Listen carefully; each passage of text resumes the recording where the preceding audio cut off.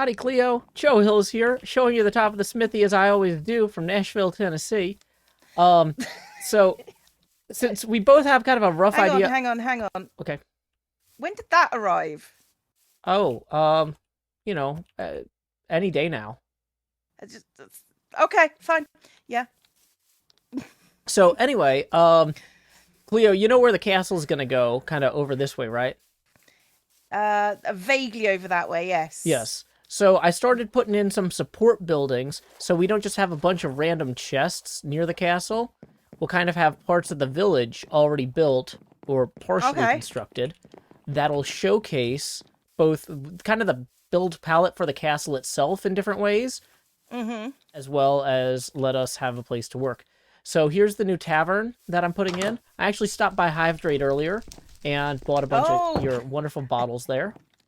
My wonderful bottle. Oh, yep. They work well on the tables. They almost look like candles. Almost. Almost. It's a trick of the light, really. I needed to put those in before I put the roof on, or this whole place would be a giant spawner. And you still didn't put the roof on. Well, I'm going to put the roof on next. I just got those in. Anyway, over here, this is the smithy. You know, you talked about how you wanted me to start cooking a bunch of cobble. We've got 2 double smelters running on the ground floor here as well. Some anvils. If you come back here behind the counter, this leads up to the apartment. So if you need a place to stay while you're working on the castle over there, we've got kind of a common room here. I haven't put in any furniture yet. I'll let you do that to your taste. And then I did put in a bed and some chests here just to get you started. Actually, that's perfect. And I've got some bottles of drink on my nightstand. I appreciate that, Joe. It's always very helpful to have accoutrement. There you go. Perfect. Yeah, and then this fireplace is fully functional as well. You got 2 wonderful hearths here. Oh, this is going to be a perfect place. I will decorate. I will decorate. I've almost got a balcony. Almost. Yeah, that's more for ventilation. I mean, if you want to add a balcony. We call it the death trap. Well, you know, that's why there's a door and a gate, you know. But yeah, I figure for storing stuff for the castle build, if we need to, we can just stack some chests up where you're standing there, as well as some barrels along the walls. We can be cooking glass and cobble. And then we might need to make if we make a basement, then we can start putting in like a little mini storage area underneath as well. Good news if you want to build a basement. This is actually, there's a natural cave down here that I somehow am not punching into the second that I need to. Whatever. There was a cave under here. I didn't fill it in, but I'm just not intersecting it because I have bad luck. Whatever. It's fine. But when we actually do put in a basement or whatever, you'll be set. Oh yeah, we'll all be good. We'll all be good. So okay, that's cool. That's cool. I guess that's my new bed. My new room. Yep. And then here is the cornerstone that we measured out for the castle. So as you can see, it's super convenient. Oh, crikey. Okay, so yeah, the castle is actually 61 blocks back from there. So yay, work in progress. I'm past day 500 of the No Wings Club, so it is a bad time for me to be in the sky with wings, which is why we got this scaffolding thing. And what is that scaffold behind us there? I believe I will make it clear. I have gone through and marked the 4 corners of where our castle will be, kind of near our inn and our smithy, which you can see down there by the lake. Here's the inn, which I'm working on today. In the meantime, I need to go and head over to the passing gas to buy some shulker boxes. Although, apparently Doc M also has some shulker boxes for sale here. So, why don't we go ahead and take our scaffolds down to the ground. Boom. Love that sound. We are just going to head this way and see where we can get the cheapest shulker boxes, because we got to go get a ton of sand to smelt into glass. And I don't want to go back and forth. It's not fast making that trip. So let's see what we've got here. Shulker boxes in the sky, shulker boxes in the ground. Let's see what prices can be found. 1 diamond each. Ooh. Okay, I've got 14 diamonds. So I could buy 1, 2, 3, 4, 5, 6, 7, 8, 9, 10, 11, 12. I could basically buy them out. Let's see what Doc M's system is in terms of pricing. 3 diamonds per box. Well, let me tell you something. I mean, I'm not going to complain to Doc about his prices. Doc, I'm pressing the buttons on these spider legs, and they're not moving. Look at this.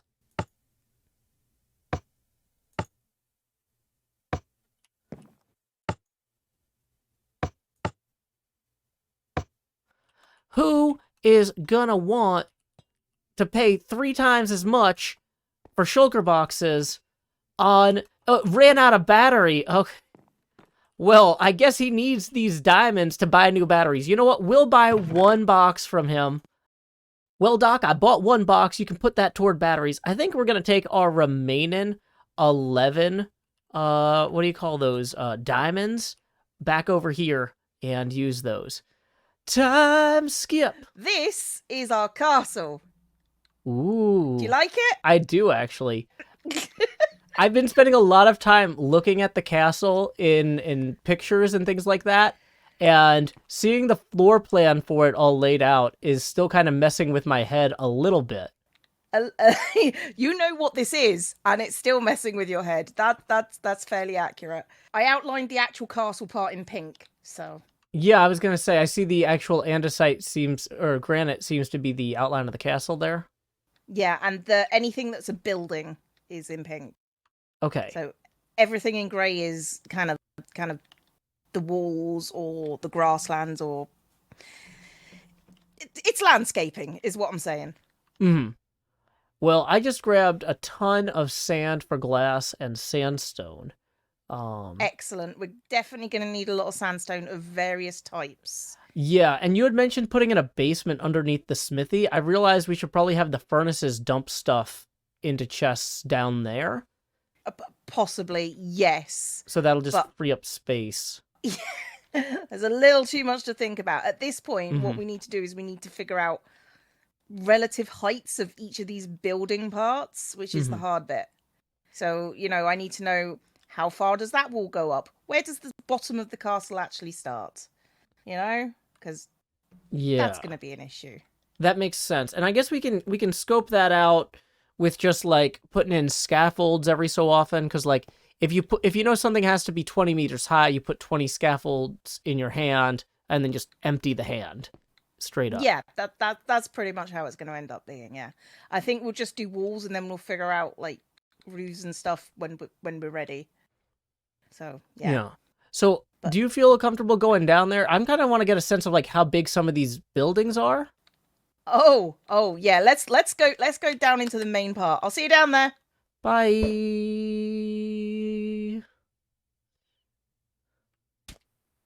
Hello. Hello.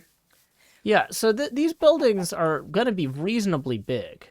I feel like they're reasonable. They're reasonably sized. Yeah. Yeah.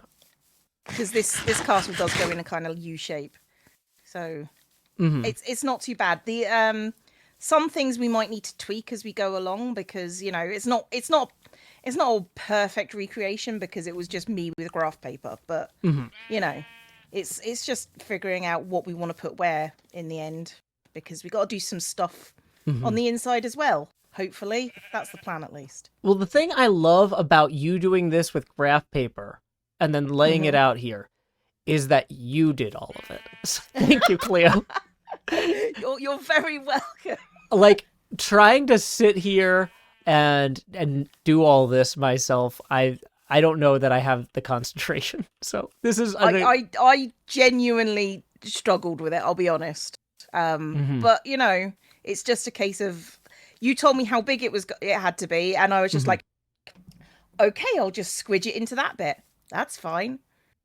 But if there's anything that you ever think, no, well, that's not working. That's obviously not... Like, this wall here probably should be straighter.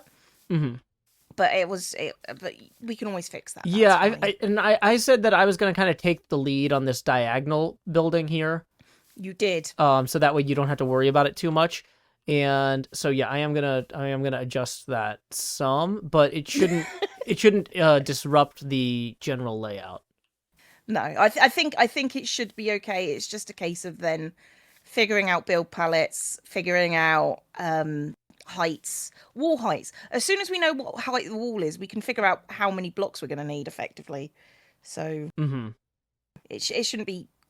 This should be easy. Well, and that's part of why we're going to be building those models, because if we know the scale of the model, we can measure it with a ruler Yes. and see how tall individual buildings are supposed to be. Because your model that you got is 1/250th scale, right? Yes, it is. So we'll just be able to measure the heights of the different buildings and multiply it and get it sorted out. And that's a thing we definitely need to do, and it's not going to mess up in any functional way. It's like there are 3 levels of difficulty on my thing. It's level 3. Well, so but Cleo, I mean, keep in mind though too, these models are for small children, and you are somebody who trains small children. So I don't think it's for small children. Oh well, level 3 I think difficulty. it's for adults. Okay, well, level 3 difficulty for people who are way too into castle models might be a different story. Yeah, so I'm looking forward to that because that's going to be terrible. Yay! Yay. We are back on the observation platform here, but wow, plenty has changed. I cleared out all those trees back there. If you haven't seen Cleo's video yet about how she designed this schematic, this floor plan in graph paper based off of the original castle, Hohenzollern, you should check that out now. But what I want to show is Cleo has taken care of the main footprint of the building here. What I'm working on now is a little bit of surroundings, okay? For one thing, we got our road here. I marked out with torches from the base of Cleo's thing. I went straight down here and then marked out 19 meters of torches. And then I put in this carved path for this road. Now I started digging the hillside up, or building a hillside up. We've got some dirt scaffold in here for the hill. This is how far away the path is supposed to be from this part of the footprint. And so if we just kind of keep looking at where the architecture meets the road, we can get a rough idea of the slope of the hill. And if I build like a hill skeleton here, the Hermit's Help and Hermit's crew can come in and help us terraform it with the right slope and everything. Look at this. So we can just ender pearl down there to check out this dripstone farm. Cleo and I are really big on iterative processes. She started off with a 1-row dripstone farm that had only 2 source blocks. And I expanded it to 3 rows with all source blocks. And she has now widened it further using the magic of diorite that covers up my beautiful, majestic copper. You know, I'm not going to say this is a prank war, because this is just good, clean fun. But also, like, we are going to keep both messing with each other's designs, clearly, because this is unacceptable that she is covering up my copper with diorite. We'll come back to that part. I don't even know what this building is. She started off putting a bunch of basalt here, and I just kind of started surrounding it. What is this? Maybe it's a bone block farm. I don't know. Okay. Either way, I added some light blue terracotta around this, as well as a message above it that says hi, just so she'd know that I'm friendly. And meanwhile, over here at the Drawn and Courtier Tavern, based on the Acquisitions Incorporated C-Team setting, I have been working on roughing out a roof. Now, I know that solid blocks are not the fanciest blocks for roof tiles or whatever. I also know that's a bad way to ender pearl, so we're going to do it better this time. Not, you know, great. Okay, we're inside. That's fine, close enough. But I've been working on roughing out the overall kind of appearance of the structure of the roof so that I can go in with slabs and stairs and refine it later. And the whole building, I was thinking about this, the second floor rooms are all over there. So you want the heat to rise toward there. So we'd have a lower roof over here, over the hearth, so the warm air rises and whatnot through the tavern. But then up here, we would have this double window that I can't quite see. Boop. Okay, that's fine. We used a bed nearby earlier. Not like in the same building or anything. Like, that would be super convenient. So having retrieved my items, my point was you want the heat in a building like this to rise, because the second floor is where people stay overnight in the cold, cold winters. But in the summer, you would want to have a double window here that you could open this on both sides. You could open that window and open this window. So we'd have 2 windows in here. You'd have like a hook or something that you would use to pull it down or push it back up. And then the heat that rises to the top of the building in the summer, you can have just be sucked across the wind would naturally pull that out and create a solid, cool ventilation. You would open the ground floor windows, so you get cool air coming in from all these ground floor windows, these little ones, and then hot air rising, pulled out there. And that's just going to make this building feel more natural. You know, in Minecraft, you don't technically have to worry about airflow and heat and things like that. But when the roof is done, the build will feel more real if it follows the same rules that natural, like naturally guide architects, you know? So that is why we are working on that in this way. Once again, though, these are just placeholder blocks. We'll get the real good stairs and slabs and all that in. Well, folks, I've been making some progress on these roads here, and as I was starting to try and figure out exactly how this should cut over and connect with that part of the road, I heard some squeaking sounds from down here, and I started digging around. You know what I found? A little axolotl cave. So I think that we want to go down here and check this out. Can we add a little bit of light? How many are there?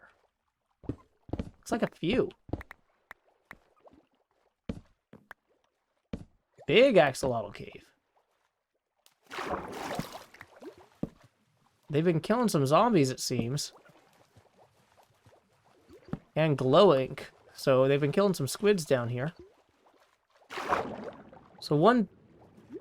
Is this a baby? Are they able to breed by killing fish themselves? Oh, that's so cool if so. Okay. Well, hey, you know what? Parents, I know you're busy down here killing all the zombies, but do you mind if I take the baby for a little tour of what we're doing up top side? You don't? Okay, cool. Well, we'll go ahead and we'll take this little fella all the way up top and show some of the wonders that are occurring as we terraform below. Hey there, Axlotl buddy. What is that in my other hand? It's a giant fork. How did I come by such a treasure? Well, Good Times with Scar stopped by earlier. He was planning invisibly to run around and then stab me through the heart with it, but it turns out his hat told him not to. So, wait, is there an invisible... Scar's here. I forgot to greet Scar. Run away!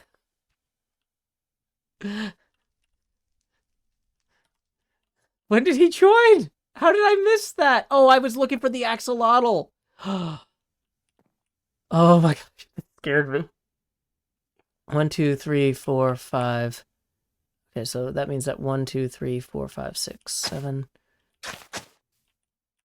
1, 2, 3, 4, 5, 6, 7. Whoa!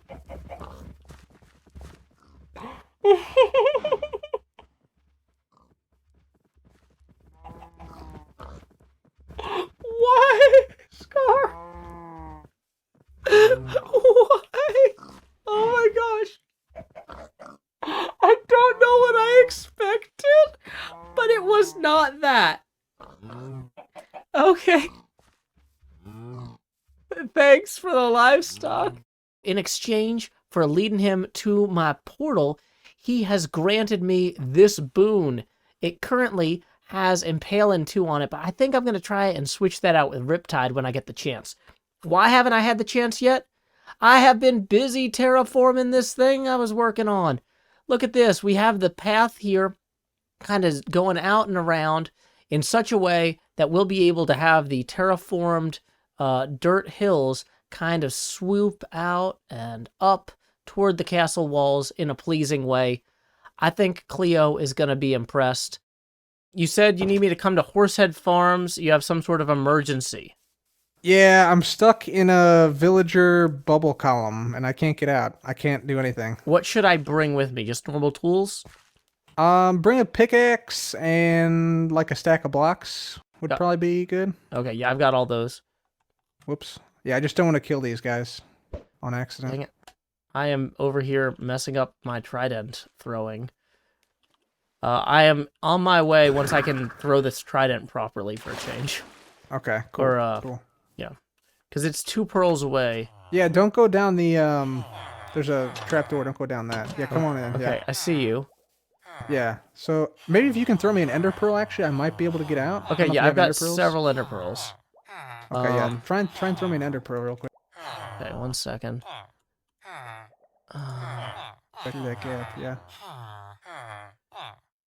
Okay, I see it. Can you get it? I got it. Yeah. Okay. Let me see if I can shoot out.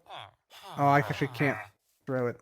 Let me see if I can Okay. hit the top. So, do you want me to just break a block? If I break one block on the, they shouldn't be able to get out, right? If I just break one block next to it, and then you should be able to see an exit to throw the ender pearl. Yeah, maybe. Yeah. Let's try that. Let's try that. Okay, I broke one block here. I don't know if it was on the side that you can see out. Okay. Let's see. Not quite. I can't. Get me out of this. They can't crouch, right? So, let's see. If you crouch, can you walk on a slab or walk under a slab? What I think we should do, if you want to put the block back, and then maybe if you want to like build up a little bit and then break the block above me. Oh, like extend the height of this? Yeah.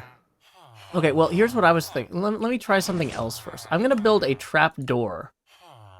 I'm going to put 2 trap doors. Oh, yeah. Good thinking. Yeah. Okay, so if I put a trap door here. Oh, well, that was bad thinking.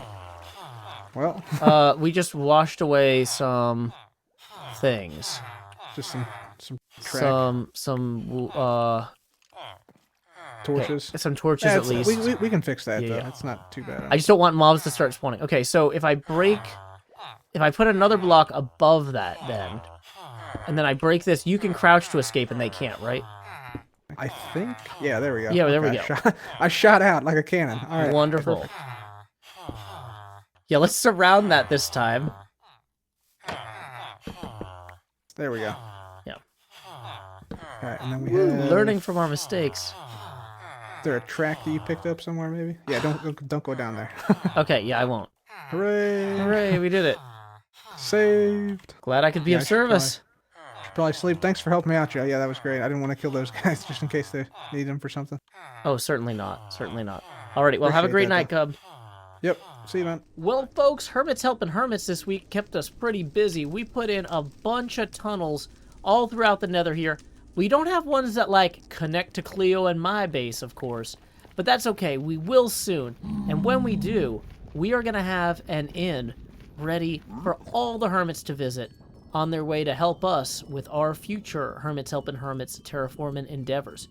After emerging from that portal there, the hermits will be treated to a stay at the Drawn and Courtier Tavern based on the Akinc C team. Look at that roof. Look at those windows. This build has it all, folks. You know what? There is only so much you can do with blocks, but that doesn't mean we can't enjoy the heck out of it and really try something different, which I think I achieved this episode with getting this roof kind of weird, but in a way that I feel is realistic. From the inside here, we got some new support beams in. We got the lanterns up. You know, we'll do another pass on the interior of this another day, but I just wanted to show what it looks like from a few angles. From up here at the castle wall level, when we look down at the Drawn and Courtier there, I think that roof is really going to shine. It might not be perfect, but I tried something different, and I'm proud of it. I'm proud of how it turned out. I'm thinking that's a build that will truly endure, especially once we get a good detail pass on it. It's gonna feel vibrant and warm and like a place people want to stay. You know, and our smithy there, that's not too bad either. We did some work on the basement to help Cleo have a place to store all the stuff that she's gonna need as well. Got everything sorted by, like, whatever's in the block at the bottom. So, like, oh, I've got extra sandstone. I'll put it in the sandstone chest. Look at me. I'm storing things, doing inventory management during the episode. Well, I mean, I'm not managing dirt, but, you know, we've got a bunch of room. We got the smelter outputs down here, which they're not outputting much right now, but they will in the future. Room for expansion there. Another great addition to the area that, rather than just having temporary construction huts, we are creating permanent parts of the village that are going to endure to the end of the season. Now, one thing that is not going to endure to the end of the season is Cleo's temporary dripstone thing here. She has been expanding this a few times, and she tried putting in a bunch of diorite here, and I replaced it with copper. Now, you might say, copper, that's way too expensive to use for this. But, like, right now, I don't have anywhere else that copper needs to go, so I can just keep it on the floor here until I do. Whoops.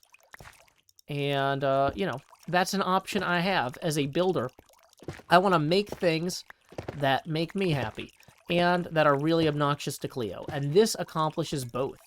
So in total, we actually got 53, and we made some progress toward the dripstone blocks we're going to need for our build palette. Cleo has been working on her model of the build palette over here, and I think that that's going to turn out great. We've got kind of dripstone toward the bottom, as well as some mushroom, some logs, and then different sandstone, and a bit of sand. This is going to come together beautifully, and I hope y'all stick around to see how it turns out. You may have noticed that this episode was mid-roll ad-free. That's thanks to Patreon sponsor Kathleen Heath.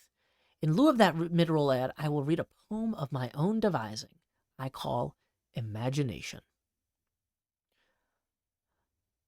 Some of the little boys pretend to be Achilles, dipped upside down by their mothers, screaming that they're drowning in unhealthy invincibility, while some of the little girls can't let go of being Elsa, closed off and locked away from the terrors of friendship.